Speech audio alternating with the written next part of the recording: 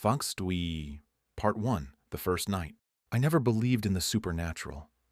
Ghosts, demons, haunted houses, all of it was just campfire nonsense to me. That changed last week. I live alone in a small house at the edge of the woods. It's quiet, peaceful, or at least it was. It started with the whistling. 3 nights ago, I was lying in bed scrolling through my phone when I heard it, a soft, lilting tune coming from outside my window. At first, I thought it was just the wind.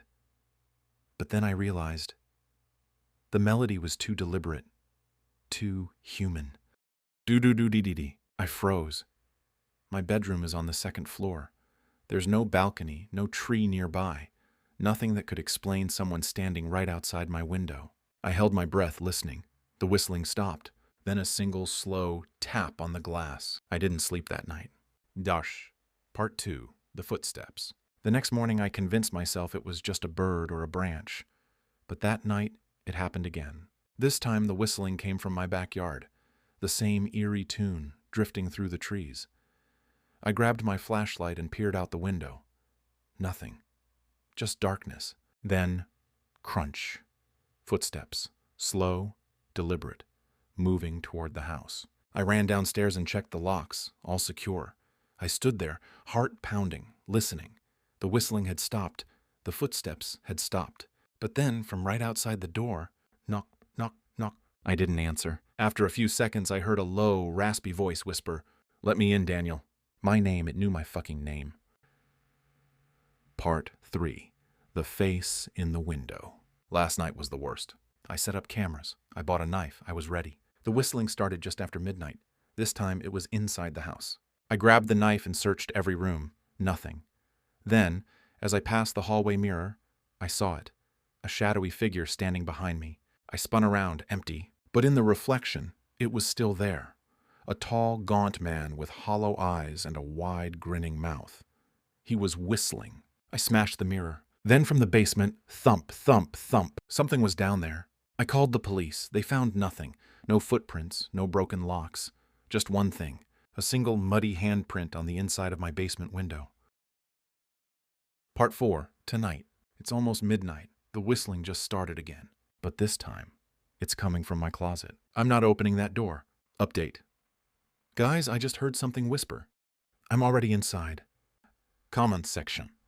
Ghost Hunter 99. Bro, get out of there, now. Skeptic someone, it's fake. No way this is real. Do Night Watcher. I've heard stories about the whistling man. He mimics voices. He gets in through reflections. Up, you scared shitless. It's in the walls. I can hear it moving. Final update. The power just went out. It's whistling my name. I don't know where else to post this.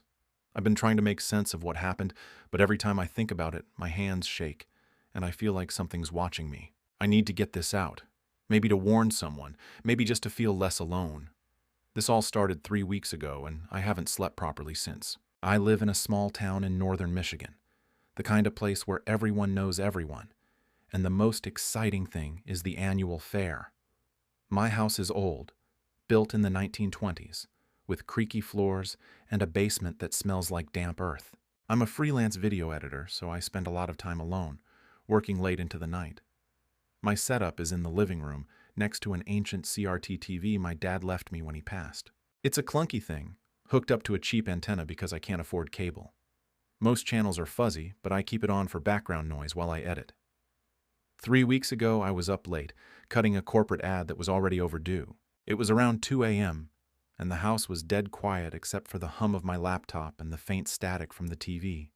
I'd left it on some random channel, but when I glanced up, the screen was just gray fuzz. The kind of static you get when a channel doesn't come in. I grabbed the remote to change it, but the screen flickered, and for a split second, I saw something. A face, maybe? It was too quick to be sure, but it looked wrong. Too pale, too still, with eyes that didn't blink. I laughed it off. Old TVs do weird things, right?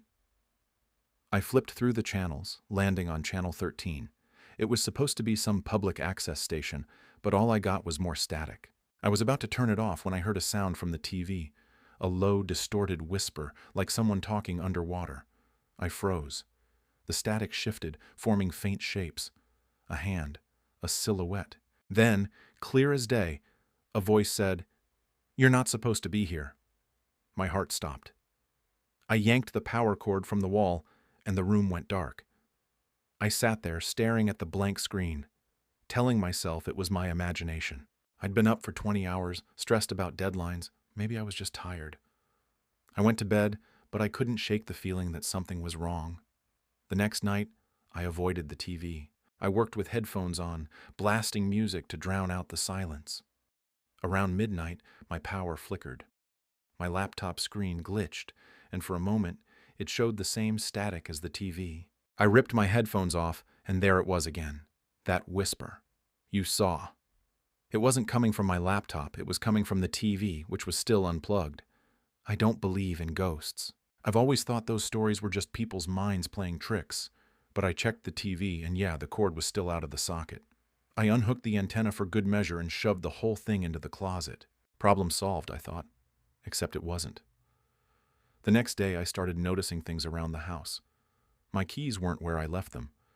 My laptop was open when I swore I'd closed it. At night, I'd hear faint scratches from the basement, like nails on concrete. I told myself it was mice, but the sounds were too deliberate, too rhythmic. I checked the basement once, shining my phone's flashlight into the corners. Nothing, just cobwebs and old boxes. But the air felt heavy, like I was being watched. By the third night, I was a wreck. I hadn't slept more than a couple of hours and every sound made me jump. I was editing again, trying to focus, when my laptop froze. The screen flickered, and there it was. Static. Then, slowly, an image formed. It was my living room, like a live feed, but from an angle I didn't recognize, high up in the corner of the room. I looked up, half expecting to see a camera, but there was nothing. On the screen, I saw myself, sitting at my desk, staring at the laptop. Then, in the feed, something moved behind me. I spun around. The room was empty, but when I looked back at the screen, there was a figure standing in the corner. It was tall, too tall, its head brushing the ceiling. Its face was blurred, like someone had smeared it with wet paint, but its eyes were sharp, black, unblinking, staring right at me. The whisper came again, louder this time. "You shouldn't have looked." I slammed the laptop shut and ran to the kitchen, grabbing a knife. I don't know what I thought I'd do with it, but it made me feel less helpless. I stayed up all night, sitting on the couch, knife in hand, listening for any sound. Around 4 a.m., I heard it, a faint hum, like an old TV warming up. It was coming from the closet. I didn't want to open it, but I had to know. I grabbed the knob, my hands shaking so bad I could barely turn it. When I pulled the door open, the TV was on, glowing with static. The cord was still unplugged. The screen flickered, and there was that figure again, closer now, its smeared face filling the frame. The whisper was a scream this time. "You saw me!" I don't remember much after that. I must have passed out because I woke up on the floor, the TV off, the closet door closed. I thought maybe I'd dreamed it, but there were scratches on my arms, deep red lines like something had clawed at me. I threw the TV into my car and drove it to the dump, watching as it was crushed in the compactor. I thought that would end it. It didn't. The whispers started coming from everywhere. My phone, my laptop, even the radio in my car. Always the same words. "You saw me." I started seeing the figure in reflections, my bathroom mirror, my computer screen, even the goddamn toaster. It was always in the corner of my eye, gone when I turned to look. My neighbors noticed I was acting weird, but I couldn't tell them. They'd think I was crazy. Maybe I am. Last night was the worst. I was in bed trying to sleep when my phone lit up. I hadn't touched it. The screen showed static, then that same high-angle feed of my bedroom. I saw myself lying there, eyes closed, unaware. And then, in the feed, the figure appeared at the foot of my bed, its head tilted, like it was studying me. The whisper came through the phone, slow and deliberate. "I see you too." I bolted upright, but the room was empty. My phone was off, the screen black. I haven't turned it on since. I'm writing this from a library computer because I don't trust my own devices anymore. I don't know what this thing is, but it's not human. It's tied to that TV, to Channel 13, to the static. I think I let it in when I saw it that first night. Like I broke some kind of rule by looking. I've been researching, trying to find anything about Channel 13. There's nothing official, but I found an old forum post from 2003, buried in some obscure archive. Some guy in Ohio said he picked up a signal on Channel 13 late at night. Static, whispers, a figure with a blurred face. He said it started following him, showing up in mirrors, in his dreams. The last post he made was, "It's in my house now." He never posted again. I don't know what to do. I've tried sage, salt, prayers. Nothing works. I can't leave the house because it follows me. Last night I saw it in the library window, just standing there, its head tilted, watching. I'm scared to go home, but I can't stay here forever. If anyone knows anything about Channel 13, please tell me. How do I make it stop? What does it want? I keep hearing the whisper, even now, typing this. It's faint, but it's there. In the back of my mind. You saw me. I don't think it's going to let me go. Update. 6 hours later. I went back home. I don't know why. I just couldn't stay away. The house felt different, like the air was thicker. I found scratches on the walls, long and jagged, leading to the basement door. I didn't want to go down there, but I heard it, the hum, the static. The door was open, just a crack. I pushed it, and the smell hit me like rot and ozone. The basement was dark, but my phone flashlight caught something in the corner. The TV. The one I destroyed. It was whole, plugged in, glowing with static. The screen showed me, standing there, holding my phone. Behind me, in the feed, was the figure. It was right behind me. I turned, but nothing was there. When I looked back at the screen, it was closer, its blurred face inches from the camera. The whisper was everywhere, shaking the walls. You can't stop seeing. I ran. I'm at a motel now, but I can hear it. The static. It's coming from the TV in the room. It's unplugged, but it's on. I don't know what to do. I don't think I can escape it. If you're reading this, don't look at Channel 13. Don't look at the static. Once you see it, it sees you too. I live in a quiet, rural town in the Appalachian foothills, the kind of place where everyone knows everyone, and nothing really happens. That's what I liked about it. I moved here about 3 years ago after a rough divorce and the loss of my job. I just wanted peace and a little land to call my own. The house I bought is a small, creaky fixer-upper on about 5 acres of land, most of it forest. The property backs up to even more woods, endless and thick. My nearest neighbor is almost a mile away, and the silence here is a kind of religion. My dog, Harlow, a golden retriever mix, is my only companion. She's fiercely loyal, sweet, and loves to dig. I'd often catch her running back from the woods with something in her mouth, a squirrel, a stick, a disgusting chunk of deer hide, and she'd always proudly present it to me like a gift. But a few weeks ago, she started bringing me bones. At first, I thought nothing of it. This is the forest, after all. Bones are normal. But they were large, too large to be deer or raccoon. I figured maybe a bear died out there, or some kind of livestock. My neighbor down the road has goats. Still, I was uneasy. Some of the bones didn't look right. They weren't as weathered as they should have been. They looked fresh. Some still had strands of tissue clinging to them, and a few had that pink, raw smell that you don't forget once you've been around death. I told myself it was just a big animal that had recently died in the woods. Harlow was thrilled with her new treasure trove and kept returning to it day after day, dragging bones up and depositing them on my porch like morbid trophies. Then one day, she brought me a jawbone. I knew it was human the moment I saw it. The teeth were too familiar. One still had a filling. I dropped it immediately and backed away like it had burned me. I called the sheriff. He came out, took one look, and called for backup. Within hours, there were 12 people combing the woods behind my property. Deputies, cadaver dogs, even a forensics team from the state. They found the rest of the body, or what was left of it. It was a man, partially buried in a shallow grave less than 50 feet from my back fence.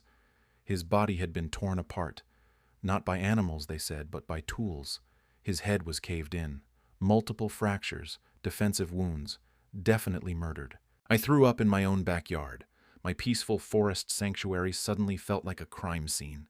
The police questioned me for hours. I didn't know the man, hadn't seen anything suspicious. They took my statement and promised to keep me in the loop. That night I couldn't sleep. I kept hearing things. Branches snapping. Something brushing against the side of the house. Harlow paced by the front door, growling low in her throat. I finally fell asleep on the couch, only to wake up at 3:17 a.m. to the sound of scratching. It was coming from the back door, clawing, deliberate. I turned on the porch light. Nothing was there, but Harlow refused to go outside. A few days later, they identified the man. His name was Peter Lafferty. He'd been missing for nearly a year. No one had seen him since he left for a solo camping trip somewhere in this region. His car was found on a service road about 10 miles from my place. The police told me he probably wandered into my woods and got attacked. They didn't mention the tool marks again. Said the case was under investigation. But I could tell from their faces. They didn't believe it was an accident. 2 nights after that, Harlow started acting strange. She wouldn't go near the back door, wouldn't even look at it. Just sat on the floor, trembling. At around 2 a.m., she started barking like mad. Not playful barking, not warning barks. It was this desperate, panicked sound I'd never heard from her.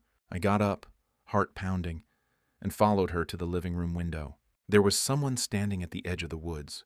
Not moving, just standing. They were far enough away that I couldn't see their face, but close enough that I knew they were watching the house, watching me. I blinked and they were gone. The next morning I went out and found footprints in the soft earth behind the house. They circled the building twice. They weren't mine. That's when I decided to set up trail cams. I placed 3 around the perimeter of the yard, pointed toward the forest. I also added motion lights. I stopped sleeping through the night. I barely ate. Harlow stopped bringing bones. But then, a week ago, one of the trail cams caught something. It was a man, tall, gaunt, dressed in rags, no shoes. His face was pale and dirty, but the eyes, they shone in the night like an animal's. He crept up to the edge of the forest and stood there for 2 full hours, completely still, just watching. At one point he turned and stared directly into the camera. His mouth was wide open, not in a scream, not in a smile, just open. Like he'd unhinged his jaw, like he wanted to swallow the lens whole. I called the police again. They took the footage, promised to patrol the area more frequently, but I could tell they thought I was losing it. Maybe I was. But I know what I saw. 2 nights ago, Harlow went missing. I let her out for a quick pee before bed, and she never came back. I searched for hours calling her name, flashing lights into the woods. Nothing, no sound, no barking, no trace of her. Then last night I heard the scratching again. But this time it wasn't at the back door, it was under the house. I grabbed a flashlight and crawled down into the crawl space.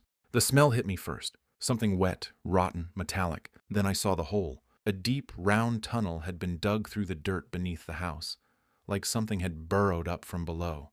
The soil was fresh, loose. Something was down there. I could feel it, smell it. That's when I saw the bones, piled neatly at the tunnel's mouth, small bones, canine. A collar, Harlow's collar. There was something else beside it, a photograph. Dirty, torn. I wiped it clean. It was a picture of me, sleeping. I ran. I haven't been back to the house since. I'm typing this from a motel about 30 miles away. The sheriff doesn't answer my calls anymore. The case is closed. They said they didn't find anything under the house. No tunnel. No bones. But I know what I saw. I know what I smelled. Something is in those woods. Something that digs. Something that watches. Something that waits. And I think it's wearing my dog's skin. Last night, I heard scratching at the motel door. When I looked through the peephole, Harlow was sitting there wagging her tail. But her eyes were all wrong. I haven't opened the door. I don't think I ever will.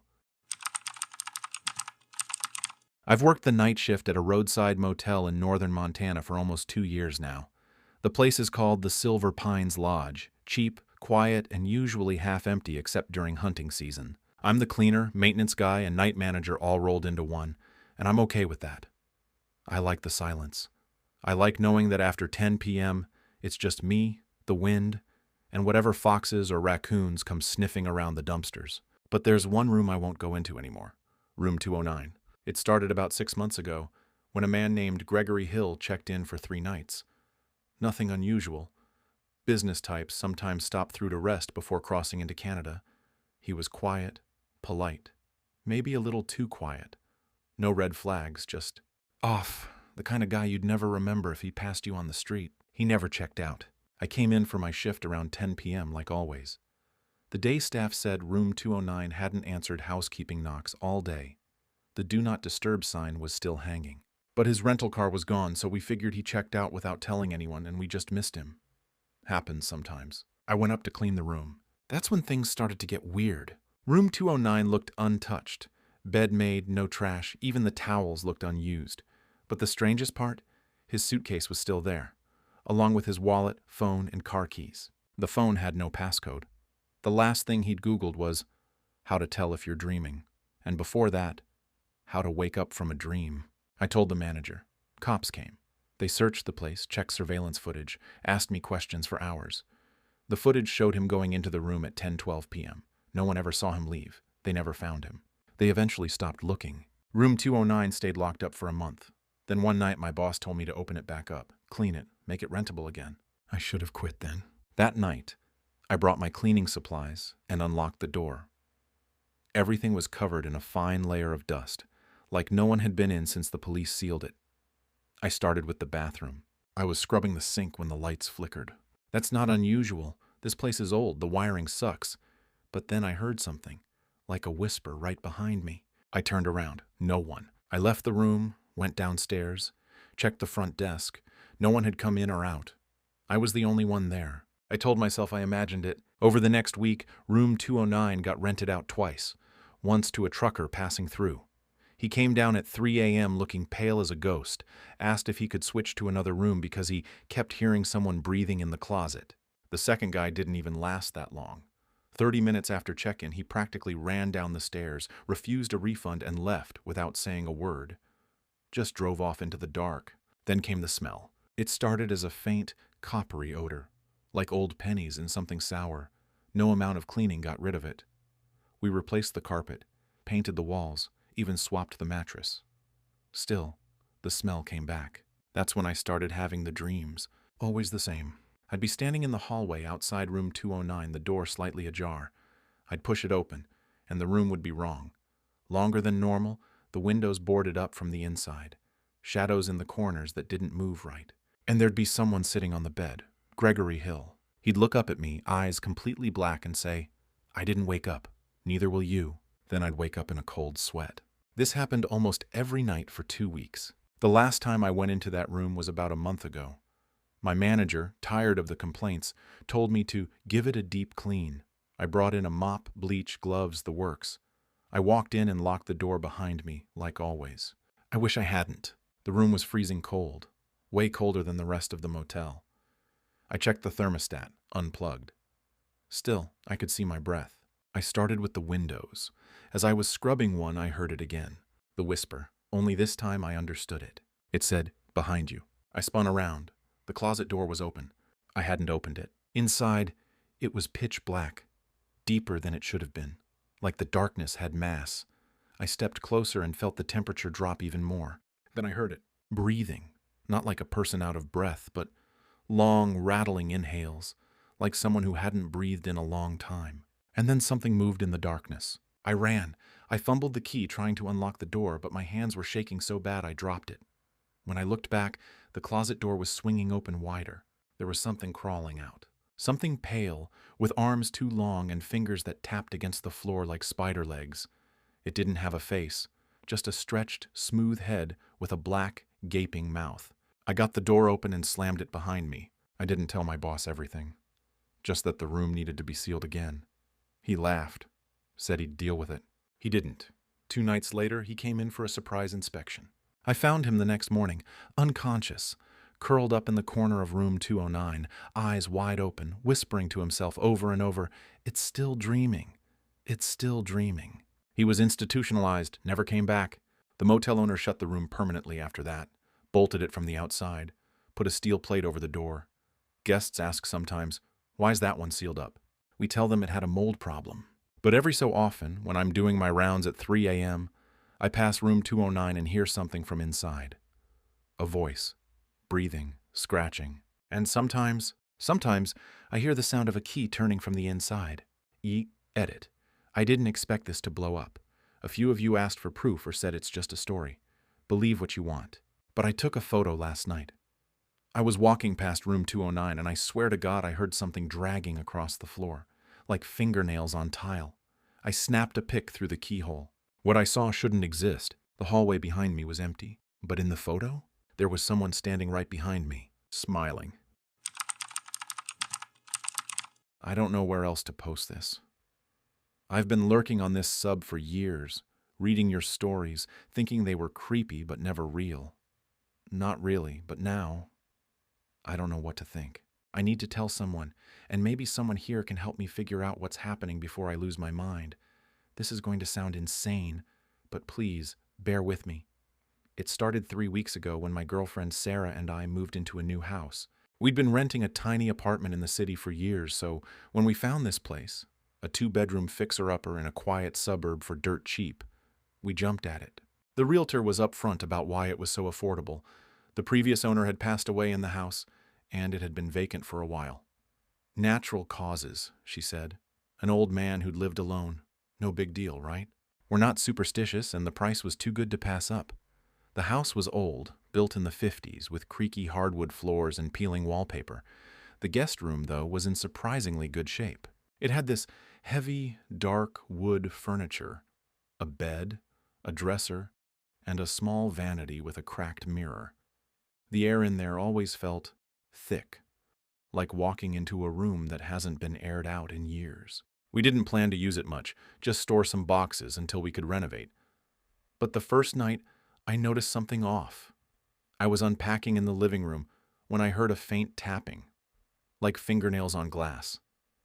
It was coming from the guest room. I figured it was Sarah messing with me. She's got a dark sense of humor. But when I called out, she was in the kitchen unpacking dishes.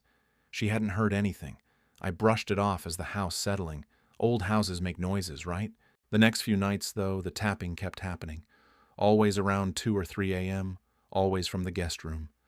It wasn't loud, just enough to pull me out of sleep. Sarah never heard it, which made me feel like I was imagining things. I started leaving my phone on record overnight, thinking I'd catch the sound and prove it was real. The first few recordings were just static and our snoring, but on the 4th night, I got something. At 2:47 a.m. There was the tapping, clear as day, rhythmic, like someone was drumming their fingers on the vanity mirror. But then, there was a voice. Low, guttural, almost like a growl saying something I couldn't make out. It wasn't English or any language I recognized. It sounded like it was coming from right next to the phone, which was on my nightstand in our bedroom, not the guest room. I played it for Sarah the next morning, and her face went pale. She didn't want to talk about it, just said, maybe it's the pipes or something. But pipes don't whisper. I started avoiding the guest room. I'd walk past it to get to the bathroom and feel this urge to keep my eyes down. Like if I looked through the doorway, something would be looking back. Sarah noticed me acting weird and asked what was wrong, but I didn't want to scare her. She was already stressed about the move. So I lied, said I was just tired. But I wasn't sleeping. Every night the tapping got louder, more insistent. Sometimes it sounded like it was coming from inside the walls. Last week, things got worse. I was home alone. Sarah was working late, and I decided to check the guest room. I don't know why. It was like something was pulling me toward it. The door was closed, which was weird because we always left it open. I pushed it open, and the air felt wrong, heavy, like stepping into a freezer. The vanity mirror was fogged up, like someone had been breathing on it. In the condensation, there was a single word. Stay. I noped out of there, locked the door, and called Sarah. When she got home, I showed her the mirror, but the fog was gone, and so was the word. She thought I was pranking her, but I could tell she was freaked out. She suggested we move the furniture out of the room, thinking maybe it was bad vibes or something. We dragged the bed and dresser into the garage, but the vanity was too heavy to move. It felt like it was bolted to the floor, though I couldn't find any screws. We covered it with a sheet and decided to leave the room alone. That night, the tapping turned into banging. Loud, deliberate thumps, like someone was slamming their fist against the wall. It wasn't just in the guest room anymore. It was everywhere. The living room, the kitchen, our bedroom. Sarah heard it too, and we sat up in bed, holding each other, too scared to move. The banging stopped at exactly 3 a.m., and then we heard footsteps. Slow, heavy, dragging footsteps coming from the hallway. They stopped right outside our door. I grabbed a baseball bat and opened the door, ready to swing, but there was nothing there. Just the dark hallway and the guest room door, wide open. I know we locked it. I know we did. The next day I called a local historian to see if they knew anything about the house. They told me the previous owner, Mr. Hargrove, had lived there for 40 years. He was a recluse, didn't talk to neighbors, and was obsessed with collecting antiques. The historian hesitated, then added that there were rumors about Hargrove. People said he'd been into some weird stuff, occult books, strange rituals. Nothing concrete, just small-town gossip. But one detail stuck with me. Hargrove had died in the guest room. I didn't tell Sarah about the occult stuff. She was already on edge, and I didn't want to make it worse. But I couldn't stop thinking about that vanity. I started researching online, looking for anything about cursed objects or haunted furniture. I found stories about mirrors being portals or anchors for spirits, but it all sounded like nonsense. Still, I couldn't shake the feeling that the vanity was the problem. 2 nights ago, I decided to destroy it. I waited until Sarah was asleep, grabbed a hammer, and went to the guest room. The sheet we'd put over the mirror was on the floor, crumpled, like someone had yanked it off. The mirror was clear, no fog, but my reflection looked wrong. It was me, but my eyes were too dark, my skin too pale. I raised the hammer, ready to smash it, when my reflection smiled. I didn't smile. I swear I didn't. I dropped the hammer and ran. I locked myself in the bathroom until morning, shaking, trying to convince myself it was a trick of the light. When Sarah woke up, I told her everything. She didn't believe me at first, but when I showed her the hammer, still lying in the guest room, now covered in what looked like ash, she agreed we needed help. We called a priest, a medium, anyone who'd listen. The priest blessed the house, but it didn't stop the noises. The medium came yesterday and refused to go near the guest room. She said there was something wrong in there, something that didn't belong. She wouldn't elaborate, just left us her card and told us to call if it got worse. Last night was the worst. Around midnight, the banging started again, louder than ever. Sarah was crying, begging me to call the police, but what were they going to do? Arrest a ghost? Then we heard the voice, the same guttural voice from the recording, but now it was clear. It was saying, "Stay, stay, stay," over and over, getting louder, closer. The air in our bedroom got so cold we could see our breath. I don't know how, but I worked up the courage to check the guest room. The door was open, and the vanity mirror was glowing. Not bright, but this sickly greenish light. My reflection was there, but it wasn't me. It was something else. Tall, thin, with 2 long arms and eyes like black holes. It was smiling, and its mouth was full of sharp, jagged teeth. It raised a hand, beckoning me closer. I slammed the door and wedged a chair under the handle. Sarah and I packed bags and left for a motel. We're here now, but I can't shake the feeling that it's not over. My phone keeps getting notifications. Texts from an unknown number, just the word "stay" in all caps, over and over. I turned it off, but when I turned it back on, the messages were still coming. I don't know what to do. We can't afford to move again, but we can't go back to that house. The medium won't return my calls, and the priest said he's praying for us. I keep thinking about that thing in the mirror. Its smile, its teeth. I'm terrified it followed us. Last night, in the motel bathroom, I swear I saw something move in the mirror. Just a flicker, but it was there. Has anyone dealt with something like this? Is it the house, the mirror, or something else? How do you get rid of something that wants you to stay? Please. Any advice? Anything at all? I'm scared for Sarah. I'm scared for me. I don't think it's going to let us go. Update. Posted 6 hours later. I just checked my phone. There's a new photo in my gallery, taken at 3 a.m. last night. It's the motel bathroom mirror. In it, I'm standing there. But I'm not alone. There's something behind me, tall and thin, with black eyes. I was asleep when the photo was taken. Sarah's screaming.